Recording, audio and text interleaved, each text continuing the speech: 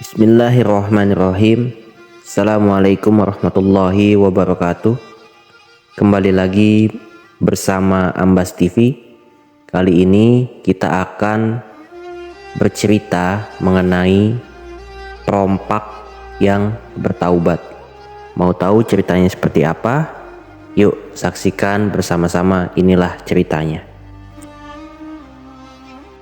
Perompak yang bertaubat. Fudail bin Iyad, nama kunyahnya Abu Ali, adalah seorang ulama sufi yang menghabiskan sisa hidupnya di Mekkah dan meninggal di tanah haram tersebut. Ia dilahirkan tahun 105 Hijriah di kota Samarkand dan wafat tahun 187 Hijriah di Makkahul Mukarramah. Sebelumnya, ia adalah seorang perompak yang sangat ditakuti di tempat kelahirannya dan di daerah Khorasan, tempat ia dibesarkan dan dewasa. Tidak ada kafilah dagang yang melewati dua kota tersebut, kecuali selalu dihinggapi ketakutan akan dijarah oleh Fudail bin Iyad dan anak buahnya.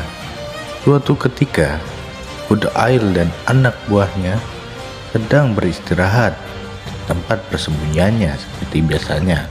Lewatlah suatu kafilah dagang yang kebanyakan di antara mereka adalah orang-orang yang pemberani sekaligus soleh. Ketika tiba di tempat Fudail tersebut, salah seorang dari mereka berkata, "Fudail dan anak buahnya berada di tempat ini. Kita harus bagaimana?" Salah satunya menjawab, "Kita panah saja mereka. Jika ia terkena dan lari menghindar, kita lanjutkan perjalanan. Jika tidak, kita kembali saja." Mereka sepakat dan mempersiapkan panah-panah mereka. Ketika tampak bayangan-bayangan hitam yang akan menghadang perjalanan mereka, salah satu dari mereka melepaskan anak panahnya sambil membaca ayat Al-Quran. "Alam yakni lillazina amanu an taksha'a qulubuhu li zikrullah." Ayat Al-Quran dalam surat Al-Hadid juz 28 ayat 16. Itu artinya adalah, belum datangkah waktunya bagi orang-orang yang beriman untuk tunduk. Hati-hati mereka mengingat Allah. Fudail bin Iyad menjerit keras sekali dan terjatuh ketika anak panah itu meluncur disertai lantunan ayat Al-Quran. Anak buahnya mengerumuninya. Disangkanya anak panah itu mengenai pimpinan mereka dan melukainya. Tetapi mereka sama sekali tidak menemukan luka pada tubuhnya. Fudail bangkit sambil berseru, "Aku tertimpa panah Allah." Salah seorang lainnya di kafilah itu melepaskan anak panahnya dan ia juga melantunkan ayat Al-Quran mengikuti temannya tadi. "Fafirru illallahi inni lakum minhu nazirun mubin." Ayat Al-Quran terdapat pada surat Az-Zariyat juz 27 ayat 50. Itu artinya adalah, "Maka segeralah kembali kepada Allah. Sesungguhnya aku seorang pemberi peringatan yang nyata dari Allah untukmu." Kembali Fudail menjerit dan terjatuh. Dan ketika anak buahnya memeriksanya, sama sekali ia tidak terluka karena panah tersebut meleset. Ia hanya bangkit lagi sambil berkata, "Aku terkena panah Allah." Satu orang lagi melepaskan anak panah kelompok perompak Fudail bin Iyad dan ia juga melantunkan satu ayat Al-Quran. "Wa annibu illa rabbikum wa aslimu lahu min qabli an yatiyakumul azabu tsumma la tunsurun." Ayat Al-Quran itu terdapat pada surat Az-Zumar juz 24 ayat 54. artinya adalah, dan kembalilah, bertaubatlah kamu pada Tuhanmu, dan berserah dirilah kepadanya sebelum datang azab kepadamu. Kemudian kamu tidak dapat lagi ditolong.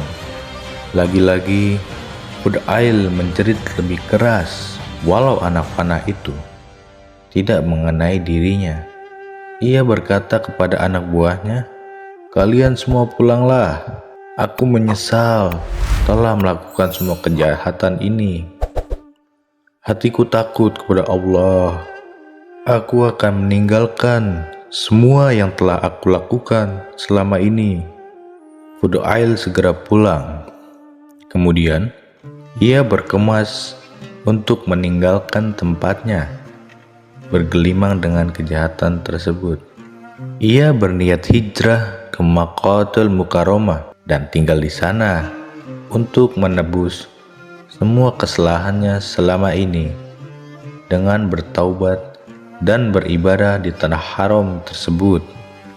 Ketika ia tiba di Naharwan, ia berkunjung pada Khalifah Harun al-Rashid, raja dari Bani Abbasiyah yang terkenal soleh dan sangat menghargai ilmu pengetahuan.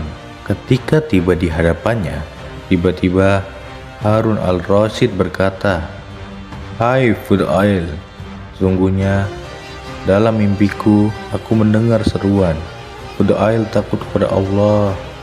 Ia memilih untuk mengabdinya, maka sambutlah dia."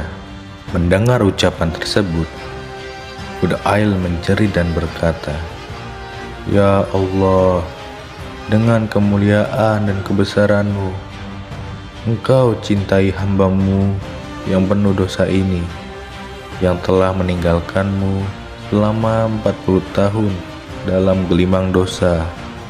Semua itu makin menguatkan tekadnya untuk berhijrah ke Makkah dan memperbaiki dirinya di tempat kelahiran Islam dan Nabi Muhammad SAW itu. Salah seorang sahabat Fudail yang juga tinggal bersamanya di Makkah, Abu Ali Ar-Razi, berkata, "Selama 30 tahun aku tidak pernah melihat Fudail tertawa atau sekedar tersenyum, yakni ia selalu dalam kesedihan karena dosanya di masa lalu, kecuali ketika anaknya yang bernama Ali meninggal." Ketika ditanyakan sebabnya, Fudail berkata, "Sesungguhnya Allah menyukai hal itu, yakni menimpakan ujian dan musibah padanya, maka saya pun menyukainya pula." Dalam riwayat lainnya disebutkan bahwa Fudail bertaubat karena seorang wanita yang dicintainya, walaupun ia seorang perompak dan penjahat yang ditakuti. Ternyata ia jatuh cinta pada seorang wanita muslimah yang solihah, namun menyadari keadaan dirinya, ia tidak pernah menyampaikan perasaannya itu pada wanita pujaannya. Untuk melampiaskan kerinduannya, seringkali ia memanjat tembok rumah wanita untuk sekedar bisa memandang wajahnya. Suatu malam, ketika ia memanjat tembok rumah itu, seperti biasanya, ia mendengar wanita pujaannya itu.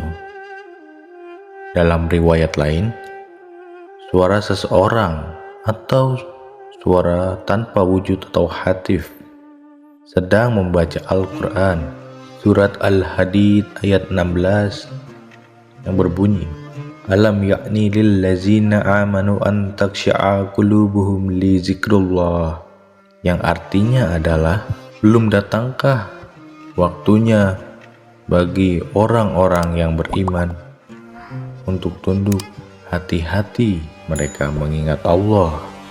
Hati Fudail bergetar mendengar ayat tersebut. dan pikirannya jadi gelisah. Tiba-tiba saja ia bergumam, "Ya Allah, telah datang waktunya." Lantas ia kembali ke tempat persembunyiannya ketika akan merompak kafilah yang melewati tempat itu. Saat itu ada kafilah yang akan melewati tempatnya. Salah satu dari mereka berkata, "Kita akan melewati gerombolan penjahat dan perompak." Fudail bin Iyad, "Apakah kita akan terus?" Seorang temannya berkata, "Kita akan berangkat besok pagi saja. Malam ini Fudail sedang berkeliaran. Kalau kita terus, mereka akan merampas semua barang dagangan kita." Fudail makin tertunduk malu. Bukan malu kepada kafilah itu karena mereka tidak mengetahuinya, tetapi malu kepada Allah. Begitu buruknya nama dan perilakunya di mata kebanyakan orang, sehingga bisa menghambat dan mengganggu aktivitas mereka. Malam itu, ia membubarkan kelompok perompaknya dan menyuruh anak buahnya untuk pulang ke rumahnya masing-masing. Ia sendiri memutuskan untuk bertaubat dan pindah ke Makkah dan mengisi sisa hidupnya dengan ibadah demi ibadah. Terima kasih teman-teman yang sudah setia menonton hingga akhir tayangan. Jangan lupa untuk berikan like, komen, dan subscribe, serta bagikan video ini sehingga teman-teman yang lain dapat merasakan manfaatnya. Terima kasih dan wassalamualaikum warahmatullahi wabarakatuh.